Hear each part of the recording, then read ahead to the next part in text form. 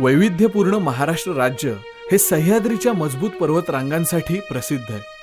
इतिहासाचे साक्षीदार असणाऱ्या या किल्ल्यांवर डोंगर भटक्यांची संख्या दिवसागणिक वाढते, त्यामुळे अर्थातच समस्याही वाढत आहेत। पण सह्याद्रीच्या अंगाखांद्यावर फिरताना निसर्गाने जे अविस्मरणीय क्षण दिले त्याचं ऋण आपण कुठल्या ना कुठल्या मार्गाने परत करणं क्रमप्राप्त आहे आणि या वर्षीचा प्लॅनही तसा मोठा आहे। हरिश्चंद्रगडावरचं इतिहास प्रसिद्ध पुष्करणी कुंड अर्थात सप्ततीर्थ स्वच्छ करायचंय। गेली कित्येक वर्ष त्यातल्या पाण्याला कुणी स्पर्शही केलेला नाहीये। महिना वैशाख, सकाळच्या चढत्या उन्हाचा घोर, पाठीवर 5 दिवसांची शिदोरी, सफाईचं भरपूर साहित्य, पण समोर असलेल्या आव्हानांपुढे गड चढायचे कष्ट तसे काहीच नव्हते। देवेशू ठाणेकर, मयुरेश मोकल, प्रतीक वैती, सायली महाराव आणि मी स्वप्नील पवार असे आम्ही 5 भटके मे महिन्यातल्या कडक उन्हात हरिश्चंद्रगडावर दाखल झालो। सलग 10व्या वर्षी हरिश्चंद्रगडावर सफाई मोहीम करणार होतो, तेही नव्या साथीदारांसोबत। आणि ह्यावेळी आमचं लक्ष होतं हरिश्चंद्रेश्वर मंदिराबाजूचं पुष्करणी कुंड। पुष्करणीचं पाणी हिरवं पडलं होतं आणि त्याला उग्र असा घाण वास येत होता। मी इकडनं घेऊन खाली उतरेल। पाण्याला वाहायला मार्ग मिळावा म्हणून मंगळगंगेचं पात्र प्रथम पाहिलं। सालाबाद प्रमाणे ते पवित्र पात्र प्रचंड कचऱ्याने भरलेलं होतं। मागच्या वर्षी आम्ही साफ केल्यानंतर जणू इकडे कोणी सफाई केलीच नाही असं जाणवत होतं। तेव्हा पुष्करणीतून येणाऱ्या हजारो लिटर पाण्याला वाट करून देण्याकरता नदी पात्राची वाट स्वच्छ करणं गरजेचं होतं। 10-12 गोण्या कचरा काढल्यानंतर पाण्याची वाट जरा मोकळी झाली।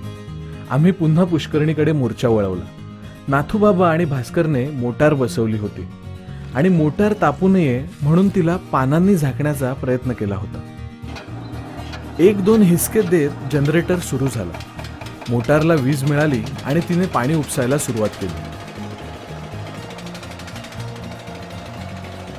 दुर्गंधीचा दर्प ओकीत पाणी हिरवट रंगाने पुष्करणी बाहेर पडू लागले।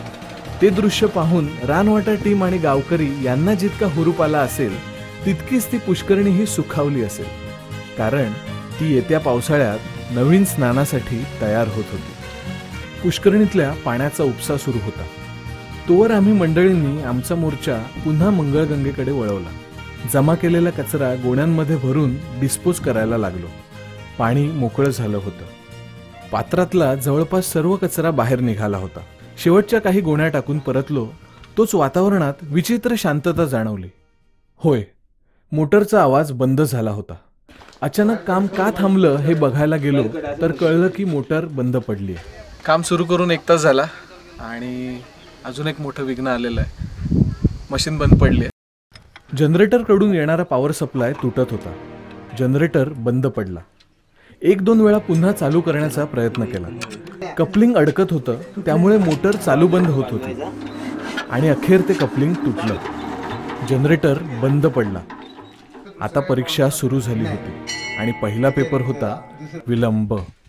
एवढा जर तुकडा नसता ना तर मोटर स्टार्ट झाली नसती। हा तुकडा तुटला तेव्हा मोटर आपली बंद झाली। भास्करला कपलिंगसाठी काही पैसे दिले आणि आमचा मुक्काम हलवला आमच्या माहेरी, म्हणजे कोकणकड्यावर। कोकणकडा, आयुष्यातले किती सोनेरी क्षण इथे जगलोय। फार दिवसांनी कोकणकड्यावर आलो होतो, जवळपास 2 महिन्यांनी। कड्यावर भर्राट वारा सुटला होता। रात्री मुक्कामाच्या ठिकाणी एक नाग आला।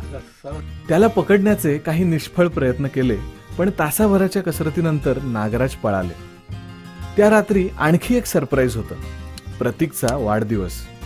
कोकणकड्यावर वाढदिवस झाला। मेहनतीनंतर दिवसाची अखेर गोड झाली। नंतर प्रतीक आणि मयुरेशही बाजूच्या टेंटमध्ये झोपायला गेले। रात्री सुटलेल्या भर्राट वाऱ्याने मात्र त्यांना झोपू दिलं नाही। मी आणि प्रतीक वाऱ्यामध्ये उडतोय आणि स्वप्नील सर, देवू आणि सायली मस्त झोपलेत बाजूला। आम्हाला जाम बरं लागतंय।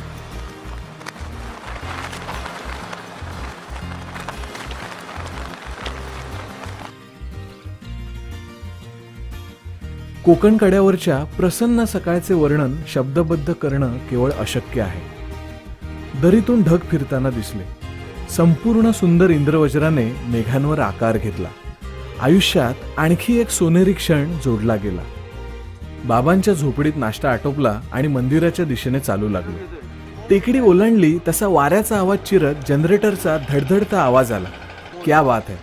मोटर सुरू झाली होती आणि एव्हाना बरंच पाणी पुष्करणीतून बाहेर काढलं होतं. दुसरा दिवस सुरू झालाय, मोटर सुरू झाली आहे, 2 तास झाले, पाणी उपसा चालू आहे. आजचा प्लॅन असा आहे की जसं पाणी खाली होईल तसं बाजूने साफ करून घ्यायचं. पाणी जसं जसं खाली जाईल तशा तशा एक एक पायऱ्या मोकळ्या होत होत्या. पाण्याबाहेर आलेल्या पहिल्या पायरीला मनोमन नमस्कार केला. किती महात्म्यांचे पाय या पायरीला लागले असतील. शिलालेख तर सांगतात की योगी चांगदेव महाराज, नामदेव, निवृत्ती, ज्ञानोबा या संतांनी हरिश्चंद्र पर्वताची यात्रा केली होती. प्रत्येक पायरीवरचा गाळ काढून तिला स्वच्छ करायचं होतं. काल मंगळगंगेचं जे पात्र स्वच्छ केलं, आज त्यातून या बाहेर येणाऱ्या पाण्याला वाट मिळाली होती. पाणी वाहतं झालं होतं. गाळ निघायला लागला तसे अस्ताव्यस्त फेकलेले मोठे धोंडे दिसायला लागले. नवख्या डोंगर भटक्यांची ही आणखी एक विकृती. कुठेही तलाव कुंड दिसली की गडागडा धोंडे फेकायचे. पुष्करणीतला गाळ आणि कचरा काढण्याची जागा नक्की केली आणि घमेली घेऊन सगळेच गाळ काढू लागलो. विश्वामित्रांच्या समोर राजा हरिश्चंद्राने कावड उचलली आणि आज हरिश्चंद्रेश्वरासमोर त्याची ही लेकरं त्याच्या पुष्करणीला एक नवीन श्वास देत होती. आता आणखी किती पाणी आहे ह्याचा अंदाज घेतला. अचानक एक जण माझ्याजवळ येऊन सापडलेलं नाणं दाखवू लागला, 5 पैशांचं. त्या नाण्याचा वापर बंद होऊन आता एक पिढी लोटली. जवळपास 25 वर्ष पुष्करणीला कुणीही हात लावलेला नव्हता. एव्हाना पुष्करणीतून आणखी काही नाणी सापडली. काही तांब्याची, काही चांदीची, तर काही ब्रिटिशांच्या काळातली. पाण्याचा उपसा सुरू होता तेव्हा आम्ही पटकन जेवण उरकायचं ठरवलं. खिचडी रांधून खाल्ली आणि पाण्याचा उपसा चालू आहे याची खात्री करून एक वामकुक्षी घेतली. जरा वेळाने जाग आली तो मोटरचा आवाज बंद झालेला. पुष्करणीजवळ जाऊन पाहिलं तर पाण्याची लेवल बरीच खाली गेली होती, पण मोटर थांबली होती. नाथूबाबा मोटर तपासण्याची खटपट करीत होते, पण कदाचित ती गरम झाली असेल असं वाटलं तेव्हा जरा वेळाने थांबून पुन्हा चालू करण्याचा प्रयत्न केला. करू का चालू? पण जनरेटर नीट चालेना. भास्कर आणि इतर मंडळी मोटर सुरू करण्याच्या खटपटीला लागली. आम्ही तोवर पुन्हा पात्राकडे वळलो. कालचा काही राहिलेला कचरा उचलून पुन्हा परिसर स्वच्छ करू लागलो. केदारेश्वर लेण्यांजवळही भरपूर कचरा होता. 3-4 गोण्या कचरा आणखी निघाला. केदारेश्वर लेण्याबाहेर पुन्हा दारूच्या बाटल्या सापडल्या. आज दिवसभरात भरपूर पाणी निघालं होतं आणि गाळही बराच उपसला होता. पण तरी दिवसाअखेर कालसारखी चिंता पुन्हा होती, कारण मोटर बंद पडली होती. धुकं आणि ढगांच्या खेळातच तिसऱ्या दिवशीची सकाळ झाली. कडाभर सगळीकडे धुकं पसरलं होतं. वातावरण धुंद झालं होतं. आजच्या दिवसाची सुरुवात आळसावलेली होती. दिवस तिसरा. पुरा उशिरा उठली, जनरेटर बंद पडलाय. तर आजचं टार्गेट आहे की सगळं पाणी उपसा काढायचं आहे आणि जास्तीत जास्त गाळ काढायचं आहे. तर आजच्या सगळं काम संपवायचा प्लॅन आहे. बाबांच्या झोपडीत बातमी कळली की जनरेटर सुरू होणं अवघड आहे. बातमी ऐकून टीम जरा नाराज झाली. मंदिरात पुन्हा जनरेटर चालू करण्याचे प्रयत्न सुरू होते. त्यात आमचा 1-1.5 तास गेला, पण जनरेटर काही सुरू होईना. अखेर जनरेटरचा नाद सोडून हाताने पाणी उपसा करण्याचा निर्णय आम्ही घेतला.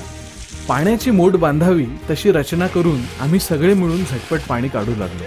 आधुनिक युगात असंख्य प्रिन्सिपलचा वापर करणारी तरुण मुलं होती सगळी.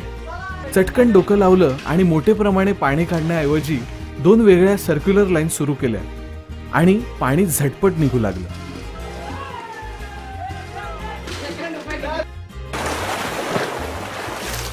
दुपारी 2 पर्यंत 1-1.5 फूट पाणी आणखी खोल गेलं आणि दमलेल्या मंडळींनी जेवणाची सुट्टी घेतली.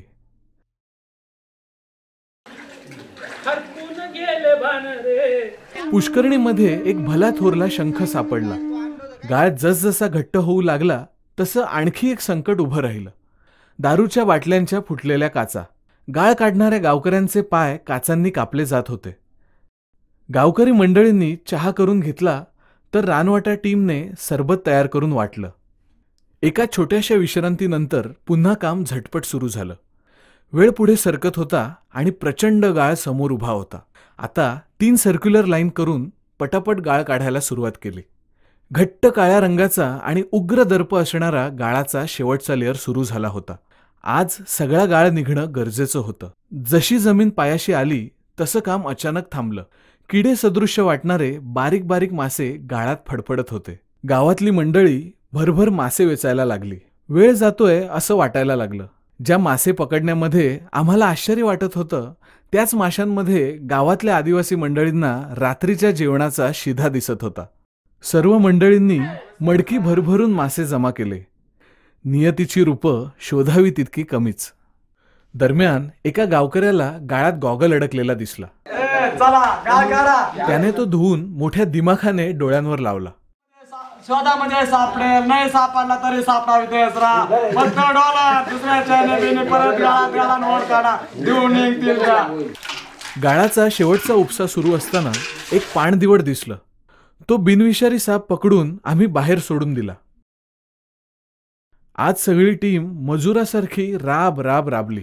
मनात विचार येऊन गेला, कोण कुठली भल्या घरची पोरं, कशी राबली इतकी, कशासाठी? आणि उत्तरही चटकन मिळालं. सह्याद्रीचं प्रेमच असं असतं. अंधार पडला आणि ढग गरजू लागले. काही क्षणातच सरीवर सरी बरसू लागल्या. वळीवाचा पाऊस झोडपणार अशी चिन्ह दिसू लागली होती. नाथूबाबाची झोपडी गळायला लागली होती. सगळे मिळून पाणी बाहेर काढत होते.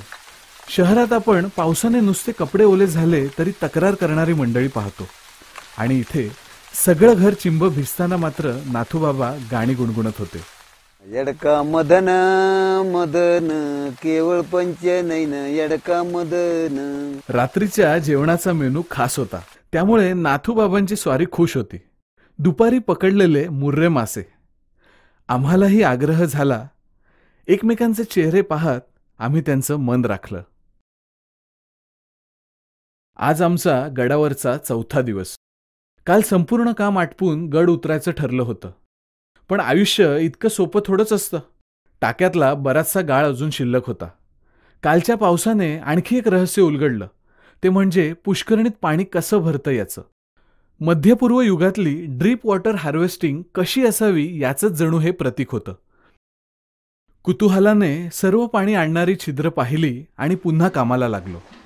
पुन्हा सर्क्युलर चेन बनवली आणि सर्वजण हाताने पाणी उपसू लागलो. जनरेटर आणि मोटर यांनी आता निवृत्ती घेतली होती. सलग 4था दिवस सर्वजण राबत होते. पाणी झटपट निघालं, परंतु गाळ काढताना दमछाक होऊ लागली. बादलीवर चिखल किती जड असतो हे 600-125 बादल्या काढल्यानंतर अधिकच जाणवले. उन्हा चढू लागली तशी मंडळी उन्हाने आणि कालच्या पावसाने तयार झालेल्या दमट हवेने आणखी त्रस्त झाली. थकवा आता हाडापर्यंत जाऊन मुरला होता. काम जरा वेळ थांबवलं आणि विसावा घेतला. गावातून आलेली मंडळी गप्पांमध्ये रंगली. गाळ वैतागलं ना, काढता काढता शिंडले पोरं पार. हा मनगट दुखायला लागली, हाड दुखायला लागली, मानाचे मणके दुखायला लागले, कमर दुखायला लागली. काय काय करणार, तरी गाळ हटत नाही. काय करावं? भेटून राहिलं सगळं नवीन पैसा भेटून राहिला. आमच्या वाटले का पांडवांच्या काळातलं इकडं मंदिर मोठा सोना चांदी डॉलर भेटले इंदिरा गांधीचे, पण काहीच नाही. नुसतं चालू डॉलर आहेत. 1 रुपया 2 रुपये 10 पैसे 5 पैसे काहीच नाही. चालू हे मला आठवतात जन्मापासून तेच पैसे भेटून राहिले. नाही 1 पैसा 2 पैसा 5 पैसे. अच्छा अच्छा. गॉगल भारी घेतलंस तू? गॉगल भेटलं याच्यातच. मावशी तुम्हाला काय भेटलं काय? फावडी घमेली पुन्हा आवाज करायला लागली. तळवाभर उरलेला गाळ झटपट बाहेर येऊ लागला. संध्याकाळ होत आली तेव्हा एक कोपराभर गाळ तेवढा शिल्लक होता. वातावरण दमट होत चाललं होतं. तेव्हा अधिक न थकता शेवटचा हात उद्या मारावा आणि सगळे आवरावर करीत मुक्काम हलवावा अशी चर्चा करत आम्ही हरिश्चंद्रेश्वराच्या मंदिरात बसलो होतो. आणि तितक्यातच ढग गडगडले. जड पावलाने मुक्कामाच्या दिशेने निघालो. अर्ध अंतर कापलं असेल तोच वाऱ्यावर स्वार होत आलेल्या पावसाने जोरदार तडाखा दिला. सह्याद्रीचा स्नान सोहळाच जणू सुरू झाला. विजा कडाकडा चमकू लागल्या आणि आकाशाची 7 दारं उघडून मेघराज बरसू लागले. आम्ही सर्वजण नखशिखांत भिजलो. क्षणभर उद्याची चिंता विसरून निसर्गाच्या त्या तांडवात आम्हीही सहभागी झालो. निसर्गाच्या प्रवाहात 5 थेंब बेमालूमपणे सामावून गेले. पावसाने झोडपून काढल्यामुळे सगळं सामान ओलं झालं होतं. उगवत्या सूर्याच्या उन्हात गरजेचं सामान वाळवण्याचा प्रयत्न केला आणि काही वेळाने सामान आवरून पुष्करणीकडे निघालो. शेवटचा दिवस. जवळपास सगळं काम झालंय. 3 कोपरे खाली गेले. शेवटच्या कोपऱ्यात थोडासा गाळ आहे. रात्री पाऊस झाला मजबूत. आता किती पाणी उपसायला लागतंय. गाळ काढायचा, पाणी उपसायचं, गाळ काढायचा आणि घरी. पुरं जाम दमले आहेत. काळी कोळी झाली आहेत. जाम राबलेले आहेत. बाबाने बातमी दिली की खाली गावात हळदीचा कार्यक्रम असल्याने आज गडावर कुणीही यायला तयार नाही. रानवटाची टीम थकली होती, परंतु हाती घेतलेलं काम तडीस लावल्याशिवाय गड उतरायची कुणाचीच इच्छा नव्हती. कालच्या पावसाने गुडघाभर पाणी साचलं होतं. एक गोष्ट पाहून मात्र मन सुखावलं की आता कुंडात भरलेल्या पाण्याला वास येत नव्हता. मंदिरात सामान टाकलं आणि कसं करावं याचं नियोजन करू लागलो. तोच गणेश गुहेकडून 2 ट्रेकर येताना दिसले. त्यांनी मदतीचा हात पुढे केला. 5चे आम्ही 7 झालो होतो. हो नाही म्हणत गावातले 2-3 जण पुन्हा मदतीला तयार झाले. पुन्हा पाण्याचा उपसा सुरू केला. कालपेक्षा वेग जरा कमी होता, परंतु निग्रह तितकाच मोठा होता. हळूहळू वेग वाढू लागला आणि एका लईने झटपट पाणी बाहेर फेकलं जाऊ लागलं आणि पुष्करणी कालच्या दिवसाअखेर ज्या स्थितीत होती त्या स्थितीत आली. एका कोपऱ्यात असणारा गाळ तेवढा काढायचा शिल्लक राहिला होता. नशिबाने आज उन्हाचा तडाखा जरा कमी होता. हळूहळू गाळ हाताने बादलीत भरावा लागला आणि एकसंध कापलेला कातळ खडक पायाला लागला. गाळ निघाला तेव्हा शेवटचा सफाई हात म्हणून खराट्याने संपूर्ण पुष्करणी स्वच्छ झाडून घेतली. पुष्करणीने मोकळा श्वास घेतला.